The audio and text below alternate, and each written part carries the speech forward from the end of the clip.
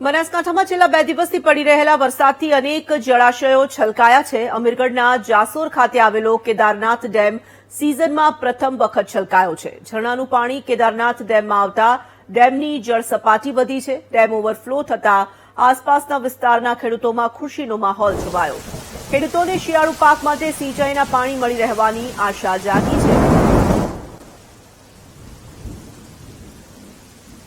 ખેડૂતોમાં ખુશીનો માહોલ છે। ડેમ ઓવરફ્લો થયો છે અને આસપાસના ખેડૂતોમાં આનંદ જોવા મળી રહ્યો છે। ખેડૂતોને શિયાળુ પાક માટે સિંચાઈનું પાણી મળી રહેશે તેવી આશા હવે બંધાઈ રહી છે। બનાસકાંઠામાં છેલ્લા 2 દિવસથી સતત વરસી રહ્યો છે વરસાદ અને તેના કારણે અમીરગઢના જાસોર ખાતે આવેલો કેદારનાથ ડેમ સિઝનમાં પ્રથમ વખત ઓવરફ્લો થયો છે। ઝરણાનું પાણી પણ કેદારનાથ ડેમમાં આવતા જળસપાટીમાં વધારો થયો છે।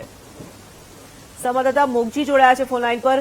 મોગજી, કેદારનાથ ડેમ સિઝનમાં પ્રથમ વખત છલકાયો છે। સ્વાભાવિક આસપાસના જે ખેડૂતો હશે તેમાં ખુશીનો માહોલ જોવા મળ્યો હશે। જી તોરલ, ઉપરવાસમાં ભારે વરસાદને લઈને જે કેદારનાથ ડેમ હતો તે પ્રથમ વખત છલકાયો છે। સિઝનમાં પ્રથમવાર આ ડેમમાં પાણી આવવાના કારણે ડેમ છલકાયો હતો। જે પ્રમાણે જે ચોમાસુ સિઝન દરમિયાન જે ઉપરવાસમાં જે ભારે વરસાદ થયો છે અને જેના કારણે ડેમમાં પાણીની મોટી માત્રામાં આવક થઈ છે અને તેના કારણે જે કેદારનાથ ડેમ છે તે છલકાયો હતો અને જેના કારણે અનેક ઝરણાઓ પણ પહાડોમાંથી વહેતા થયા છે।